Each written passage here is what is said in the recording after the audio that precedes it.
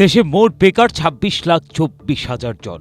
এর মধ্যে ১৫ থেকে ২৯ বছর বয়সী তরুণী ২০,৩২,০০০।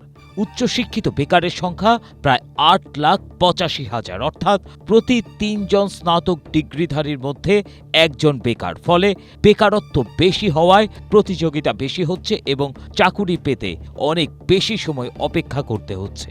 এছাড়া বিদেশের শ্রমবাজারেও দক্ষতার ঘাটতির চিত্র স্পষ্ট।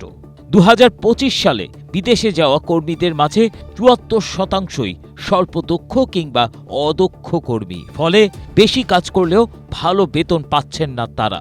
জীবন অবাক না করলে কে করবে? ২৮% মিল্ক ফ্যাটের অবাক করার সাথে ফ্রেশ মিল্ক পাউডার। জীবন অবাক করুক প্রতিদিন। প্রতি বছর ২০ থেকে ২২ লাখ তরুণ শ্রমবাজারে প্রবেশ করলেও প্রত্যাশা অনুযায়ী তাদের কর্মসংস্থানের সুযোগ তৈরি হচ্ছে না। এমন বাস্তবতায় দক্ষতা উন্নয়নে সরকারের বিপুল অর্থ ব্যয় কতটা কার্যকর সেই প্রশ্নই সামনে এসেছে। দেশে বেকারদের ৭৬%ই তরুণ। আবার উচ্চশিক্ষিত তরুণদের একটি বড় অংশকে চাকরির জন্য দীর্ঘ সময় অপেক্ষা করতে হচ্ছে। বাস্তবায়ন পরিবীক্ষণ ও মূল্যায়ন বিভাগের প্রকাশিত এক মূল্যায়ন প্রতিবেদনে কর্মসংস্থান সৃষ্টির লক্ষ্যে নেয়া প্রশিক্ষণ প্রকল্পগুলো দুর্বল পরিকল্পনা, ভুল লক্ষ্য নির্ধারণ ও ফলো আপের ঘাটতির বিষয়টি উঠে এসেছে। বিশেষজ্ঞরা বলছেন, প্রশিক্ষণ প্রাপ্তরা কর্মক্ষেত্রে প্রশিক্ষণের জ্ঞান কতটা কাজে লাগাতে পারছেন সেটি আসল প্রশ্ন।